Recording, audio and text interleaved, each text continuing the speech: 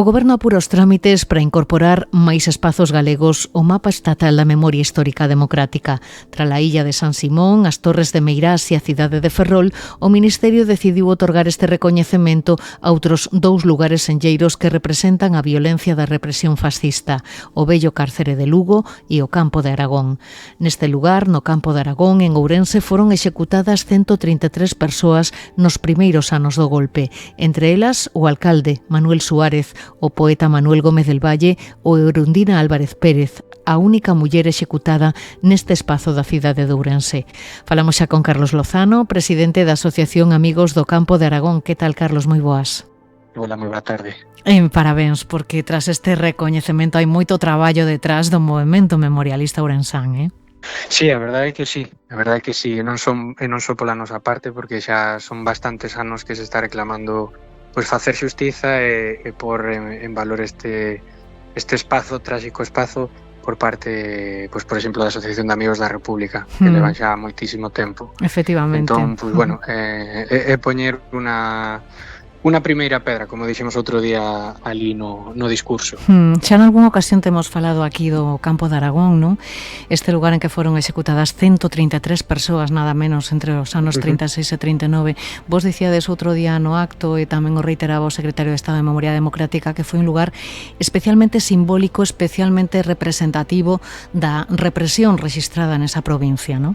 Sí, a verdade é que é certo que Ourense ten bastantes, por desgracia, volvo a repetir, bastantes puntos tráxicos no tema da guerra civil e a posguerra, pero o caso do Campo de Aragón é bastante claro, porque é o punto de Galicia onde a represión oficial, digamos, sumarísima a través desos suizos falsos, se executou a máis persoas, 130, que habería que contar tamén fusiladas no cuartel do Cumial a escasos kilómetros. Por eso tamén falamos un pouco, é iso que reclama tamén Amigos da República, de engadir como lugar de memoria o cemiterio, porque a fosa común non só recolle 130, senón 130 persoas.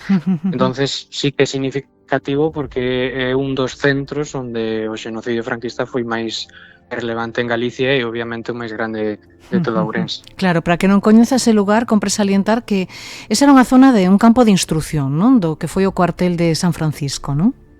Sí, efectivamente, o cuartel de San Francisco, que inicialmente naceu como un convento dos franciscanos, na desamortición a principios da década dos anos 30, 40 do século XIX pasou a uso militar. Aí estivo o rexemento Zamora 8, e outras divisións, de feito, no mesmo momento do golpe de Estado, pois así foi. Toda esa zona que agora pois é o espazo cultural de San Francisco, que está o oratorio, o arquivo histórico, a biblioteca, e, a escola, creo que de artes e música de Ourense, pois nese espazo era xusto o campo de tiro. A relevancia ou a orixe do nome de Campo de Aragón, que estivo investigando o noso vicepresidente Xosé Luis Gómez García, pois non sabemos de onde ven, pero é certo que non sabemos, polo menos non identificou cal é a orixe do nome, pero xustamente daba coa tapia do cemiterio. Entón ali foi onde executaron esas execucións, sacando despois da prisión de Ourense ou mesmo a prisión de Celanova, de outros puntos da xeografía ourensá.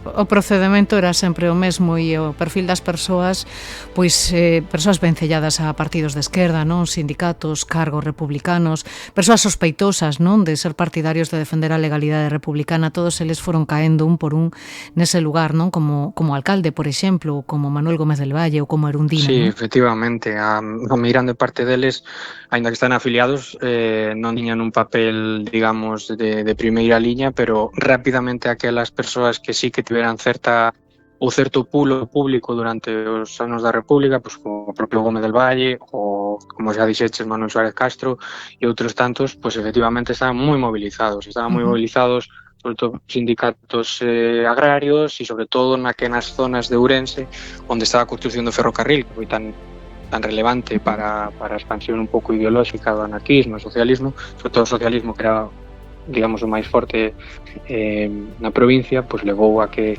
esas persoas, simplemente por estar afiliadas, tiveran ese castigo. De feito, Undina foi axustizadas polo único feito de agochar a un dos fuxidos que no primeiro momento xa estaba en búsqueda da captura. Nomes todos eles que merecen ser recordados. Non sei que implicará esta denominación deste lugar como lugar de memoria cando estea rematado o proceso. Supoño que axudará e contribuirá a que todas estas persoas ocupen o lugar que merecen dentro da historia, non? Sí, a idea, falando así un pouco co secretario de Estado outro día, o que nos comentou era poñer como unha especie de placa cos nomes de todas estas 133 persoas que volvo a engadir.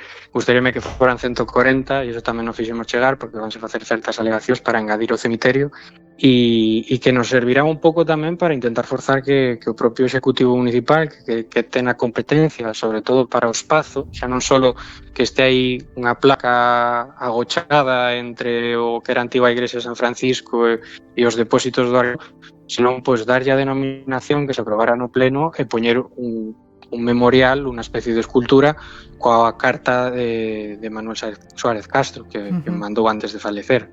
Entón, pois a idea é esa, poñer esa primeira pedra para despois continuar, que é o que nos queremos. Non sei con que cronograma traballades, non sei que prazos tedes previstos.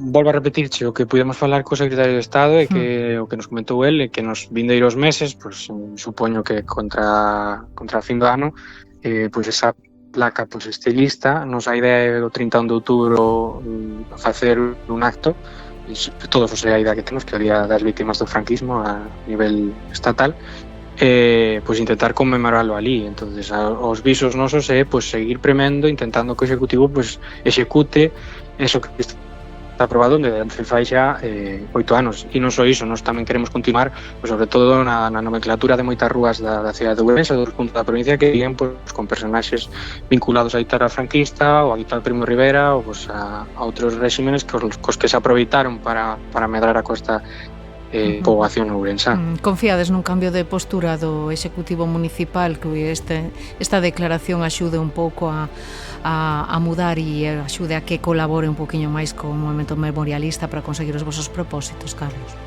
A nosa perspectiva foi que, bueno, que acudiu o acto a nivel de representación do tenente alcalde, podemos comentar con el para intentar botar unha man, pero polo momento os nosos visos que xa o deixamos no discurso que dimos é que o Executivo ten todo paralizado, eu creo que está esquecido. Non creo que sexa unha das súas prioridades na actualidade. Bueno, pois penso que quedou clara a vosa postura e reitero os parabéns e moitísimas grazas, Carlos Lozano, por atendernos un día máis aquí na Frea Aberta. Moitas grazas, unha aperta. Grazas a vos.